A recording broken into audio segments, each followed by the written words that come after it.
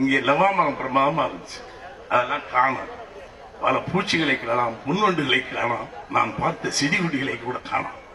ரொம்ப அழகாக இருக்கிறது கட்டிடங்களை தவிர நான் பார்த்த என் தாய்மடி நிழல் கொஞ்சம் கொஞ்சமாக மாறி இருக்கிறது. இருந்தாலும் என் தாய்மடி நிழலில் நான் இந்த நிகழ்ச்சியை நடத்தி எங்க அப்பனும் ஆத்தாலும் இருந்திருந்தால் இன்னும் சிறப்பாக இருந்திருக்கும். இருந்தாலும் எங்கோ ஒரு மூலையில் அவர்கள் இருந்து ஆசீர்வதித்துக் கொண்டிருக்கிறார்கள் என் அப்பனும் ஆத்தாலும். இந்த மழையின் ரூபமாக கூட இருக்கலாம். மழை வந்தது நான் தவறாகவே இல்லை, நடைமுறை என இயற்கை. இதில் நனைஞ்சு கூட கேட்கலாம், தப்பே கிடையாது. நன்றி சொல்லணும்னா யாருக்கு நன்றி சொல்றது கஷ்டம். ஏன்னா இதுக்கு பணியாற்றிய அத்தனை பெருமக்களும் சாதாரண இல்லை. ஒவ்வொருத்தருக்கும் மிகப்பெரிய பொறுப்புகளை எடுத்துக்கிட்டாங்க. சம்பந்தமே இல்லாம நான் இங்கே ஓடிட்டு இருந்தேன். இதுவரை இந்த பொறுப்புகளை ஒவ்வொரு மனிதனும் தானே ஏற்றுக்கொண்டு விட்டார்கள். எனக்கு தனித்தனியா நன்றி சொல்ல தெரியல.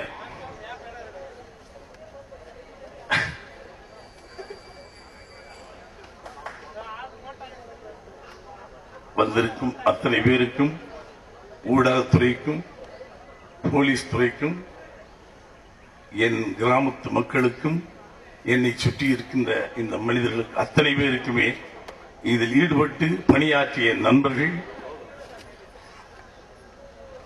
தொழில்நுட்ப கலைஞர்கள் அத்தனை பேருக்கும் வார்த்தைகளால் என்னால் நன்றி சொல்ல முடியாது.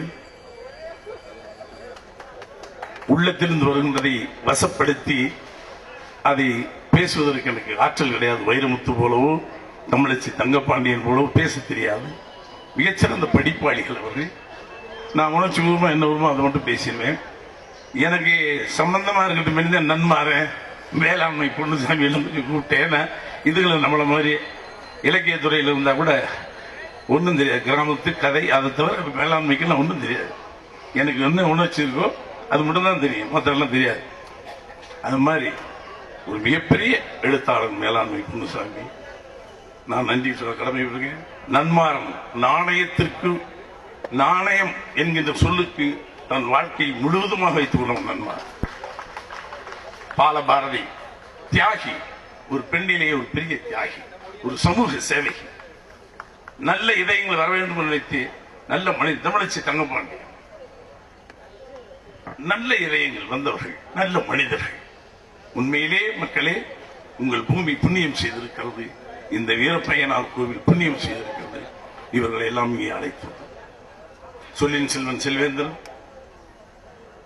என்ன யார் என்ன பேசினாலும் கூட நான் கேட்கல. எனக்கு உங்களை மேய்க்கிறதுக்கு நேரம் கையில கம்முலாம் போச்சு, குச்சி இல்லை.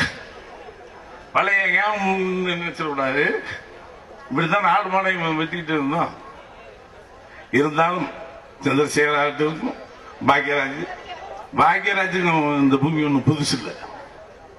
ஏன்னா 35 வருஷத்துக்கு முன்னாடி இங்க வந்து முதல் அவனுடைய முகத்தில் திரைக்கு வந்து நம்ம பூமி தான். அது பெருமைப்படும். நம்ம முன்னதான் அவன் முகத்தை பதிவு வந்திருக்கும் அத்தனை இயக்குநர்கள் தனித்தனியா எனக்கு சொல்றதில்ல. சினேகன் அவன் ஒரு பெரிய நடிகன், கவிஞன். குட்டி ஜிவி எந்திரி. எனக்கு என்ன இதுல மகிழ்ச்சின்னா, நானு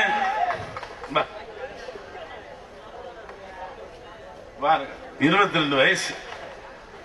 நான் கிட்ட போய் சொல்லுவேன், எனக்கு 35 தான். என்ன பீச்சுக்கு போடாம விட்டான்னு இங்க கிழவிகளுக்கும் போடக்கூடாது.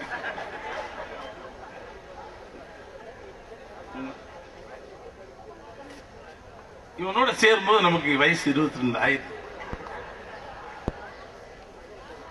அவருக்கும் வயசானவர் தான், என்னைக்கும் கொஞ்சம் கம்மி. இருந்தாலும் நம்மளுக்கு கொஞ்சம் இளரத்த வேணும். இனிமேல் பசங்களோட தான் நம்ம வேலை செய்ய சொல்லி தான் சின்ன சின்ன பசங்களா போட்டு எங்களுக்கு அந்த இளமை வருகிறது. அது கார்த்தியாவா இருக்கட்டும், பையன் லக்ஷ்மண் கிரேட், அமீர் கூட சின்ன பையன் தான்.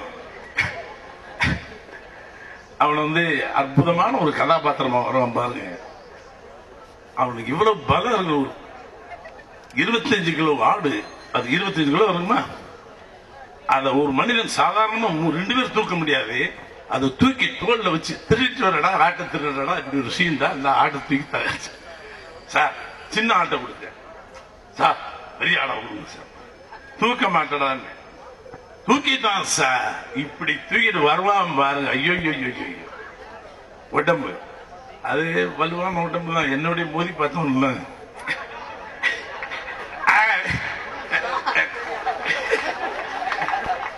இருந்தா கூட மோதி விளையாடுறது தானே.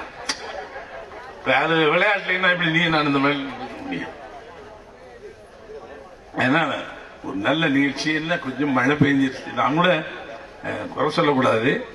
இதுக்காண்டி பேரிகேட் கட்டி பிரமாதமாக ராத்திரி பகலா சொல்லி இவர்கள் இப்படி வர வேண்டும், அவர்கள் அப்படி இவர்கள் எல்லாம் இங்கே அமர வேண்டும் எல்லாம் விடிய விடிய பாடம் நடத்தி அதுக்கப்புறம் பார்த்தா இந்த ஊருக்காரங்க நாங்க இப்படித்தாப்பா இருப்போம் அப்படி. ஏன்னா நம்ம இலக்கணத்துக்கு கட்டுப்பட்டவங்க கிடையாது, நம்மளுக்கு எந்த வரைகூடும் கிடையாது. நம்ம காட்டு செடி மாதிரி நல்லதுதான், நியாயம்தான். சில நேரங்களில் ரொம்ப நல்ல வெட்டிக்கணும், கொஞ்சம் நம்மளை குறைச்சிக்கணும். இருந்தாலும் ரொம்ப மகிழ்ச்சியாக இருந்தது. இத்தனை பேர் இங்க கௌரவப்படுத்திதான் உண்மையிலே பெரிய மகிழ்ச்சி. ஏதோ இந்த மேடைக்க வேண்டியோ இந்த மைக்க பிடிச்சி ஜனங்க இருக்குங்கிறத சொல்லல. நான் சொன்ன வார்த்தைக்கு சார் நீங்க வர்றீங்க எங்க ஊருக்கு மனிதத்தனம் வந்துடுறேன் வந்து அதுக்கு ஒரு சின்ன இது கூட கிடையாது. பாலச்சந்தர் சார் அவரை இந்த பூமி கொண்டாந்துருக்கேன்னா அவர் இப்பெல்லாம் இந்த வயதிலும் அவர் மாதிரி ஆக்டிவா இருக்க ஆள் கிடையாது. Very active man. சிந்திக்கிறதுலையும் சரி, அவருடைய செயல்பாடுகளையும் வெரி ஆக்டிவ். பாலமேந்திரா இவங்களை நாங்கள் கொண்டாந்துருக்கேன் பாருங்க. வேற யாராக இருந்தாலும் நான் கூட இன்னும் கொஞ்சம் தளர்ந்து போயிட்டேன்னா மன்னிக்கணும், பொதுவா நிகழ்ச்சியில் இப்பெல்லாம் கலந்துக்கே இருந்ததில்லை அப்படின்னு சொல்லி போயிடும். ஆனால் சொன்ன வார்த்தைக்கு தங்களுடைய உடல்நலத்தை பற்றி கூட கவலையப்படலை. அது என் மேல் வச்ச மிகப்பெரிய மரியாதை. அதனால் நான் உங்களுக்கு எப்படி நன்றி கடன் சொல்வதில்லை. அவர் சொல்வார், வயதில் சின்னவனாக இருந்தான், இல்லை என்றால் காலில் விழுவேன் என்ற காலத்தில் என்னை கொண்டு போய் தூக்கி உட்கார வச்ச மனுஷன். என்னுடைய முதல் படத்திற்கு முதல் கடிதம் எழுதியவர் பாலச்சந்தர். 16 வயதிலே பார்த்துட்டு you are going to hit the headlines of this country அப்படின்னு ஒரு இங்கிலீஷ் வர புரியல. ஒருத்தங்கிட்ட கொடுத்து தான் படிச்சு என்ன ஹிட்டுங்க. அப்பே ஏற்பட்ட ஒரு பெருமகன் வந்து கௌரவப்படுத்திருக்கார். கவிஞர் கூட கொஞ்சம் இதுதான் சரி என்ன அப்படி பார்ப்பாரு. கூட்டம் பார்த்து இது சரியாக இருக்குமா என்கின்ற பார்த்தவர இது நம்ம பூமி வேற வெளியே இல்லை, நீ வந்தது ஆகணும். ஏன்னா எங்கிட்ட முரண்பட முடியாது. இல்லை என்றால் அவருக்கு என்று சில விதிகள் கட்டுப்பாடுகள் வச்சிருப்பார். எல்லாம் உடைச்சிட்டு தான் எங்கிட்ட வந்திருக்காப்புல. அதே மாதிரி இதில் கலந்து கொண்ட அத்தனை பேருமே இந்த சொல்லாம விட்டீங்களா, அந்த மூவி கேடை கொடுத்தீங்களா மீனாளுக்கு கட்டுவிரி என்ற ஒரு கதாபாத்திரத்துக்கு உடனாக ஒரு அற்புதமான கதாபாத்திரத்தில் நடிக்கிறார் நம்ம மீனால. இப்ப பாக்குற ஆள் வேற, நீங்க பாத்தீங்கன்னா வேற படம் காட்டு நம்பவே மாட்டீங்க. அதே மாதிரி இனியா ரொம்பவும் அற்புதமான ஒரு கதாபாத்திரம். வாழ்க்கையில் மறுபடியும் அப்படி ஒரு கதாபாத்திரம் கிடைக்குமோ அப்படிங்கிற சந்தேகம் அந்த அளவுக்கு நான் பண்ணி வச்சிருக்கேன். என் ஆசான் திரையுலக பீஷ்மர் அவரை காலை தொட்டு வணங்குவதன் மூலம் அத்துணை கலைஞர்களுக்கும் நான் என் நன்றியை தெரிவிக்கிறேன்.